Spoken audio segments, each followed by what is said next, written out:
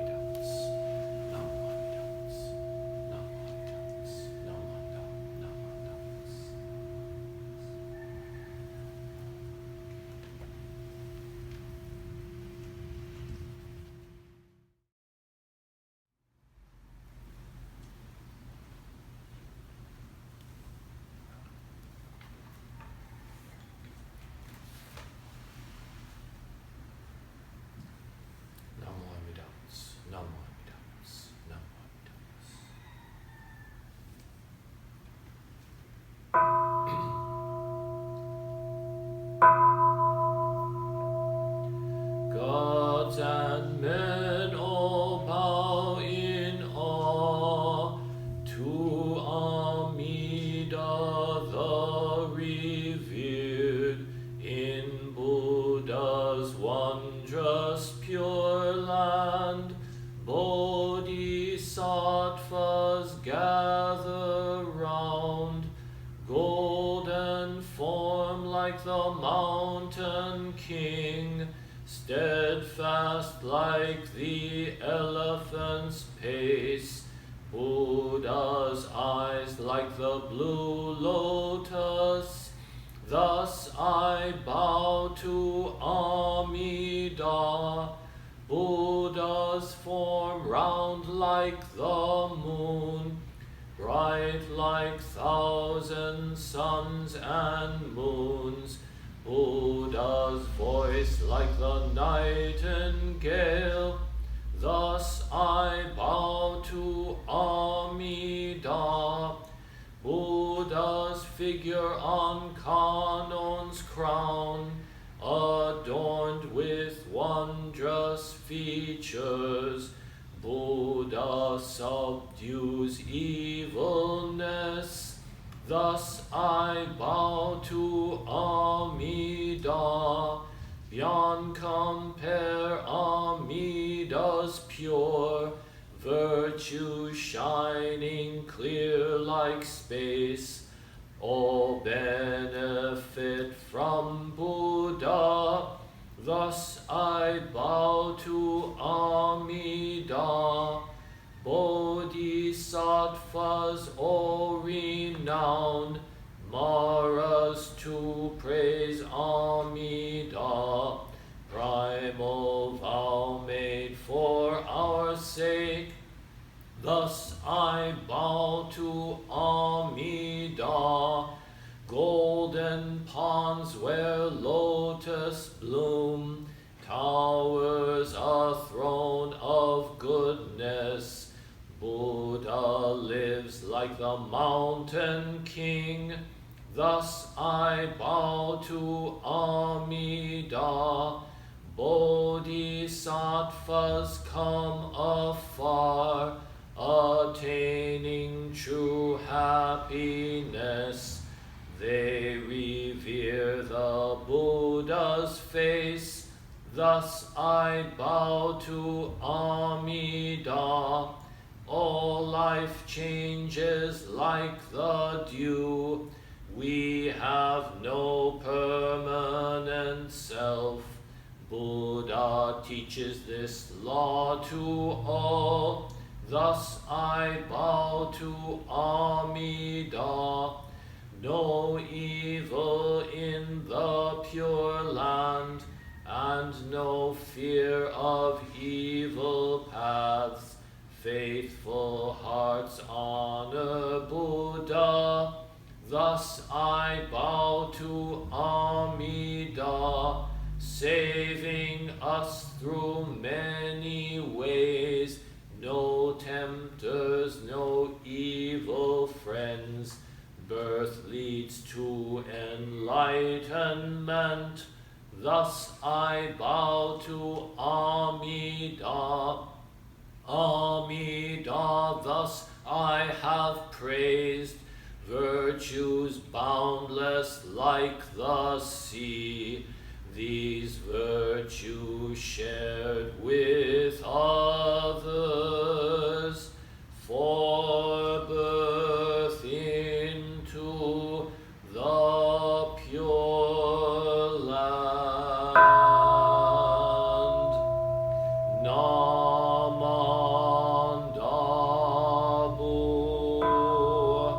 Namandabu,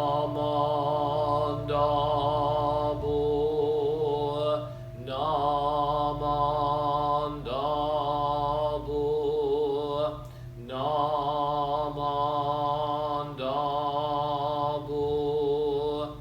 Namandabu,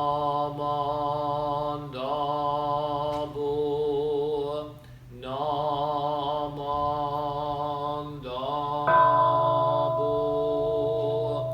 The virtue of Amida's vow is shared equally by all, together attaining awakened mind.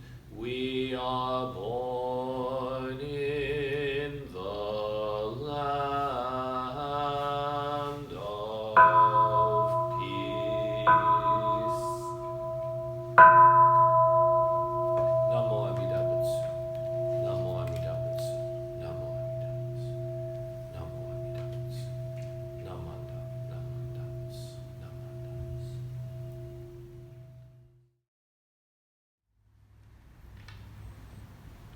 Please join me now for the recitation of the Golden Chain of Love. Let's put our hands together in Gasho. I am a link in Amida Buddha's golden chain of love that stretches around the world. I must keep my link bright and strong. I will try to be kind and gentle to every living thing and protect all who are weaker than myself.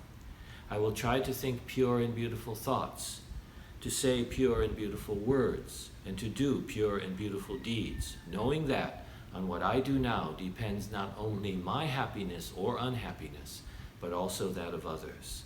May every link in Amida Buddha's golden chain of love become bright and strong, and may we all attain perfect peace. Namo Amida Butsu. Namo Amida Butsu. Namo Amida Butsu. Namo Amida Butsu.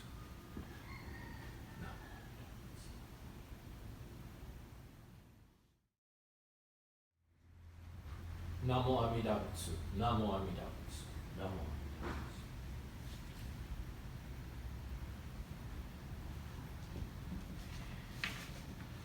Well, good morning. Let's put our hands together in Gasho and recite the Nembutsu. Namo Amida Butsu. Namo Amida Butsu. Namo Amida Butsu. So, happy Father's Day. Today is Father's Day. And I want to say a few words about that. Father's Day is usually a little more subdued than Mother's Day, a little bit less of a big deal.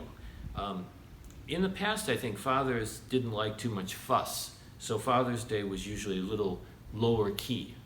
Fathers don't like big bouquets of flowers, for instance, not while they're alive anyway. Many fathers prefer something from Ace Hardware rather than from the florist. Sometimes fathers may get a little neglected, though, and may be taken a little for granted. They say they don't want attention, but secretly, of course they do, just like all of us. I looked up the history of Father's Day, and I learned that it was originally started back in 1910 to complement Mother's Day, which had already started back in 1908. So I think that probably no one originally thought of having a day for fathers until after there was already a day for mothers. Then they thought, uh-oh, we better have a celebration for fathers too. We forgot all about them. So maybe something like that. I think it may be because in the home, mothers used to be at the center.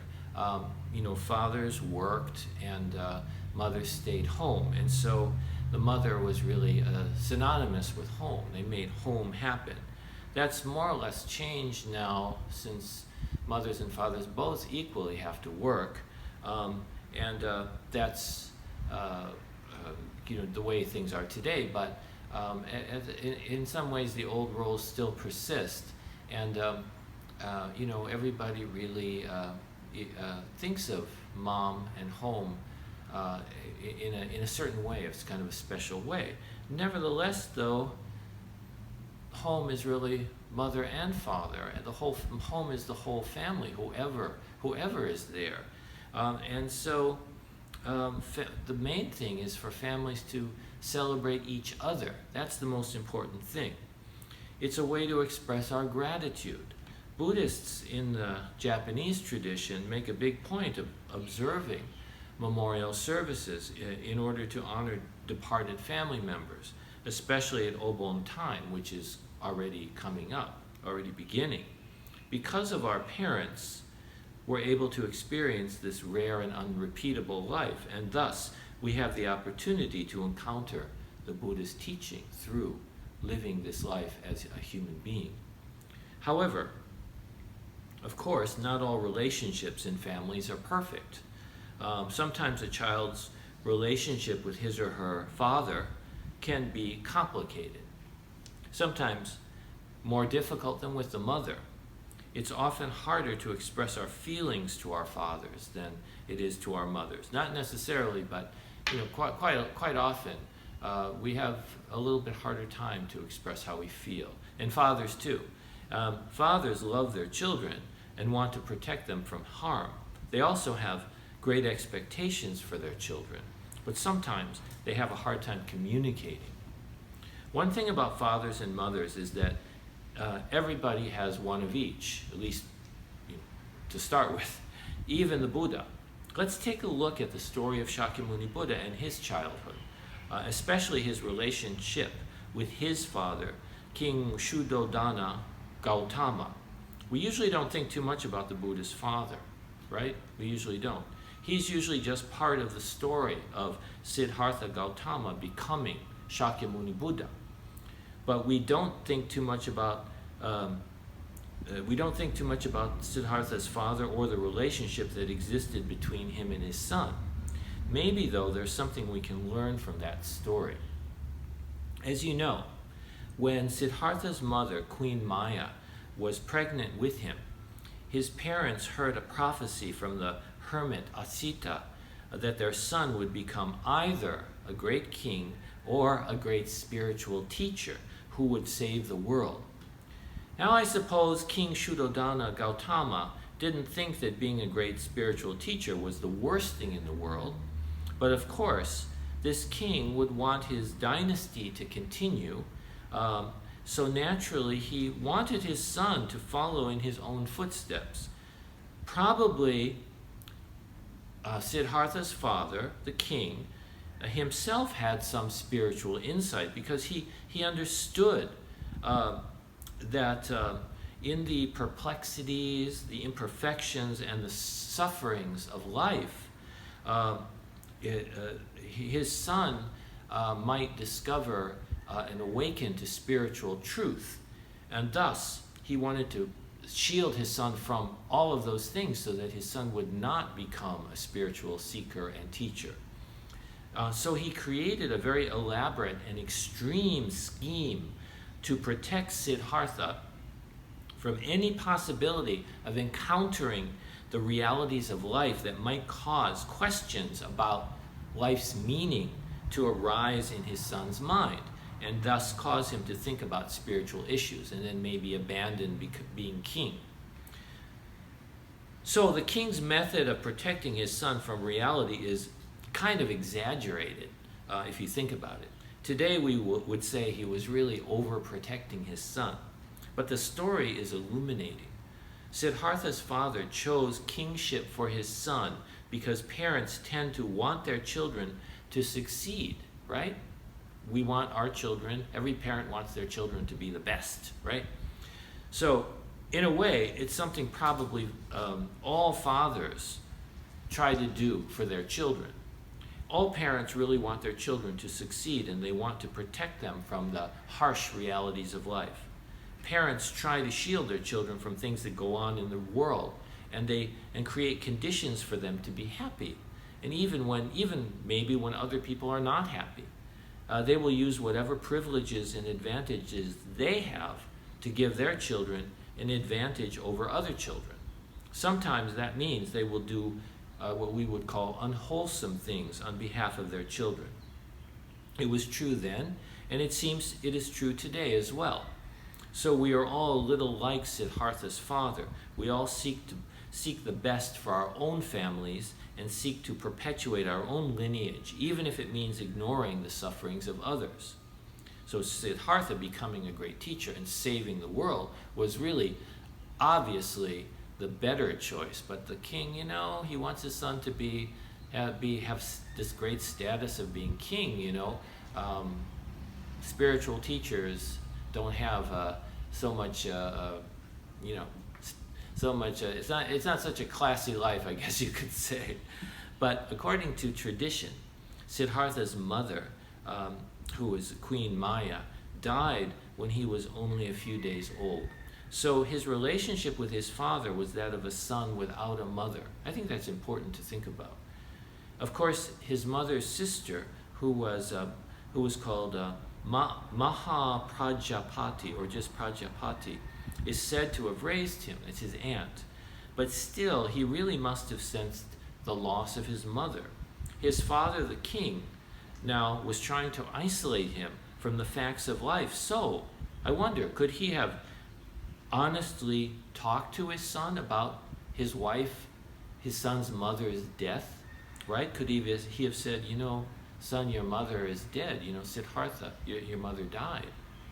There's really a sense of sadness about their relationship if you think about it.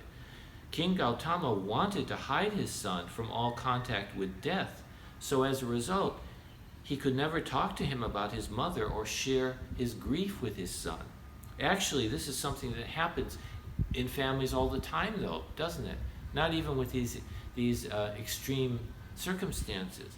So the childhood of Siddhartha Gautama seems unusual, but maybe it's not that unusual. To ensure that Siddhartha would not choose a spiritual path and renounce his future role as king, which his father didn't want, the king decided to keep his son shielded from all suffering. So he made sure his son only experienced happiness and pleasure and kept all knowledge of old age, sickness, and death away from him. So Siddhartha stayed in the palace all the time, and he was isolated from all knowledge of these things. I guess that meant that his father couldn't even come to see him when he himself was sick, right? He could not share news about the troubles of other family members. He didn't want Siddhartha to know about old age, sickness, and death. He could not share his compassion for the troubles or griefs of others. He could never allow Siddhartha to comprehend that troubles even existed. And most startling of all, the king, Siddhartha's father, most probably would have had to stop coming to see his son himself when he began to show the inevitable signs of aging. Otherwise, Siddhartha would see that his father was changing, and then questions about the reality of life, about impermanence and change, would begin to arise in this young boy's mind. So the king could not share his life. He could not share his old age or his death with his son. Yet at the same time, the Buddha's father really did, in his own way, want the best for his son. Of course he did. And actually, his son did eventually realize the best possible end anyway, which was to become enlightened, to become Buddha, and save the world. Yet as a result, as a story of a family, it's kind of sad, don't you think? Right? This lack of communication, this keeping the truth hidden. A lot of families suffer from that. How do you think Siddhartha felt about it? I guess we'll never really know, except that ultimately he came to express the opposite of that, which was complete openness, complete honesty and truth, right? Now, most parents do try to shield their children from reality, to protect them, in order to give them time to develop the resources and maturity that they will need to deal with the world. Oh, maybe that is what King Shuddhodana Gautama was trying to do. Certainly, there would have come a time, near his own death at least, when he would have had to explain to his son what he had done, and his reasons for it, had Siddhartha not already discovered the truth for himself and entered upon his own spiritual journey. Maybe Siddhartha was simply experiencing, in an exaggerated way, what everyone goes through in growing up. The innocence and simple joy of childhood is followed by the shock and realization of the difficulties that life presents to us. Perhaps we can say that the king, Siddhartha's father, was simply doing what all parents do.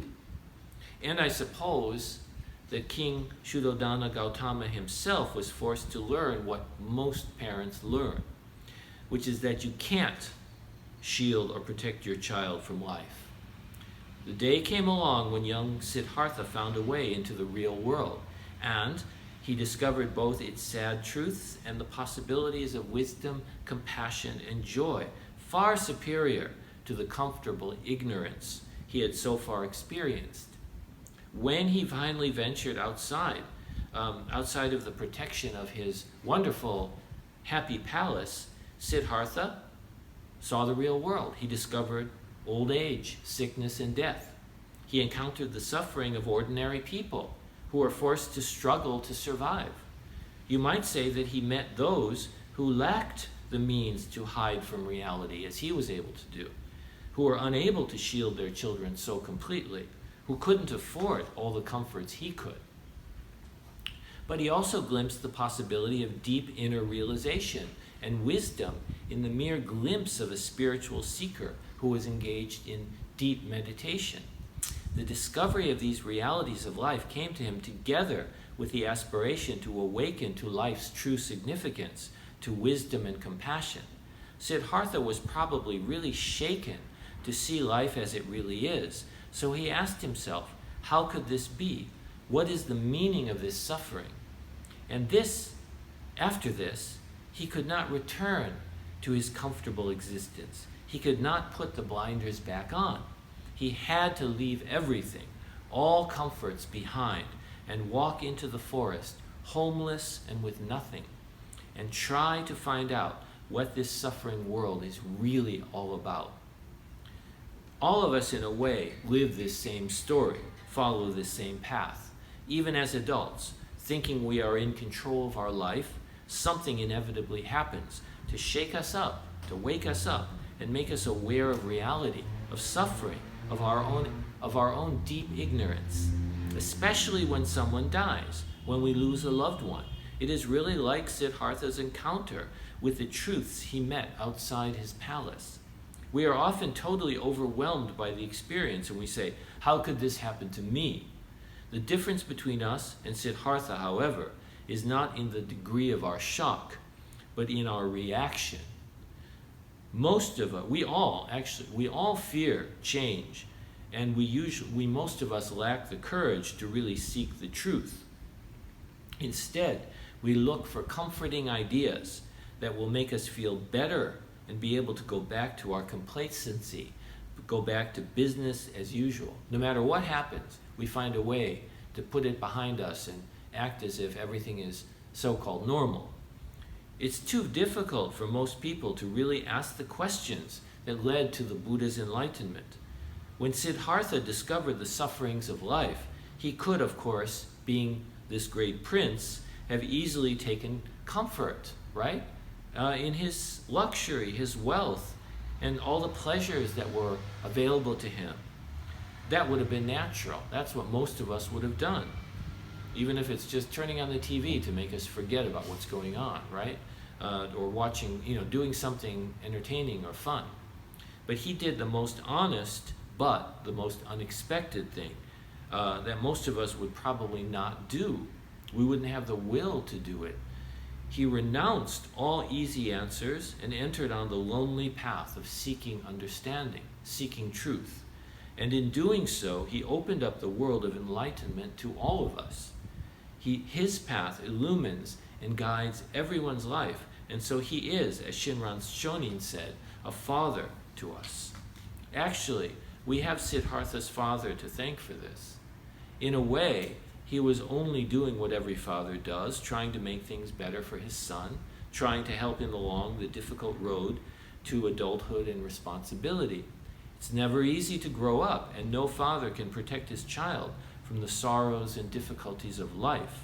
But we all need that help on our path, and we also eventually need to go outside on our own to leave our safe, innocent world of childhood and face the difficulties of life. So today, on Father's Day, let's honor fathers for their wonderful help, for that we all have had on that path. Now, whether your father is still with you or not, remember to thank him for being there for you, for trying to shield and protect you.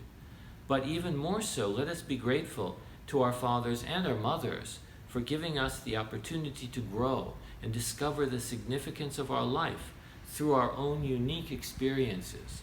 I think Shinran Shonin had the same gratitude toward his parents when he said, Shakyamuni and Amida are our father and mother, guiding us to awaken to the true mind of joy and faith. So thank you very much for listening to me today, and let us conclude these thoughts now by reciting the Nembutsu. Namo Amida Butsu. Namo Amida Butsu. Namo Amida Butsu.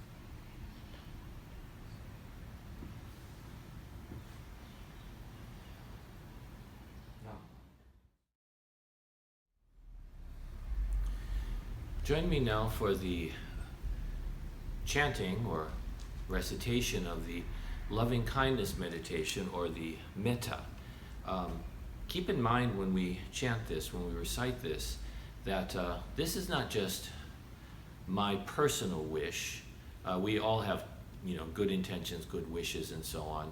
But this is an articulation, a way of expressing Amida's wish for all beings, for the happiness of all beings. So we are giving voice to that. It's like reciting Namo Amida Butsu, but it's allowing us to contemplate, to reflect a little more deeply about what it means for the well-being of everyone. It's not just, that I'm trying to help myself. It's not just my family. It's not just people in my community. It's all beings everywhere, even those I don't like. We call enemies, So this is a very important reflection, is what it is.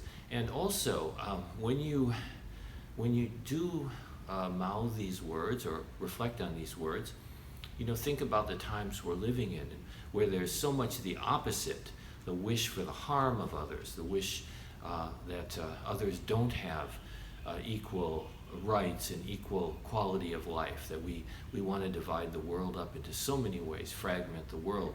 It's kind of a characteristic of our culture, as we know from everything that's going on today. Really, greed and poisons all of human life, all of life on this earth. So we really have to deeply reflect on these things. So let's now chant the loving kindness meditation, metta. We wish for the happiness of all beings. May all beings be happy and well. May no harm or difficulties come to them. May they live in peace and harmony.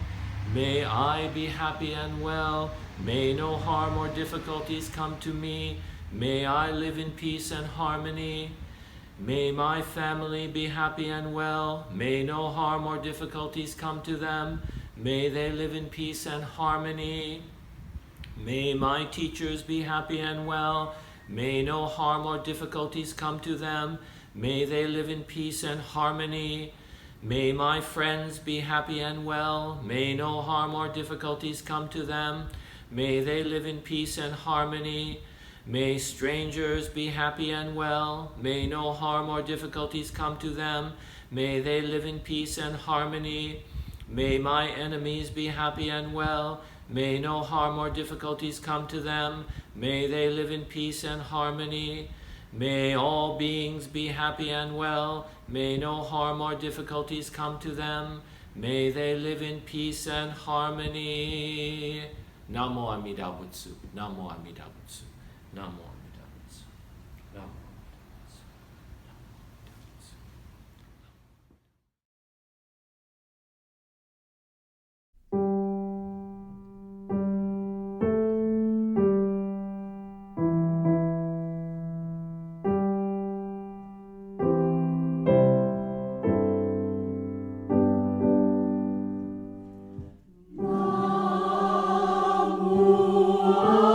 Amida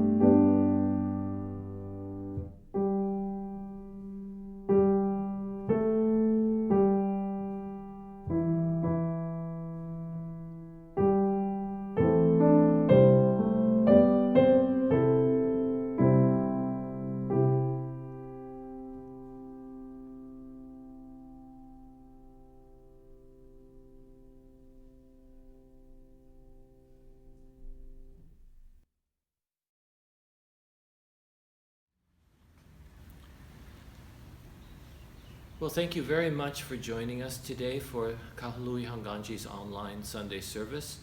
We are getting closer to the point where we will have some gatherings in the temple with restrictions, of course, because of social distancing and so on. That's coming soon. We're working on it. Also, to let you know, our usual dates for the the Bon dance and the Hatsubon service this year would have been the 17th and 18th of July. We will, of course, our Bon dance is canceled and we won't be having public Hatsubon service, but we will be having a kind of a live Hatsubon service for the Hatsubon's families on both of those evenings, the 17th and 18th. And you can join those. You'll actually be contacted if you've lost a loved one in the last year and you've had a funeral here through our temple.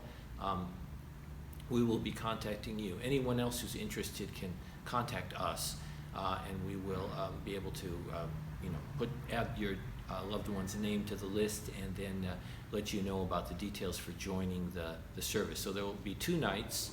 There'll be 1-hour services, very simple. And we will we will remember the names of those who have passed away since last Bon season. So you can join this meeting through, it's called Zoom. It's a kind of a software, and if you have a computer or a smartphone or iPad or anything like that that's relatively modern, you can easily, and you have an internet connection, you can easily join into this meeting. But as I say, it's not a public. Won't be a public gathering. It will be private for basically just the Hatsubon families. Okay, so we will also be having a Bon service, a Obon major service as a YouTube video. So you'll be able to see that as well. That will be the following week. So thank you very much once again. And if you have any questions, always feel free to call the temple or check our website. We always here for you if you need us. Okay, thank you very much, and let's conclude now by reciting the Nembutsu. Namo Amida Butsu. Namo Amida Butsu. Namo Amida.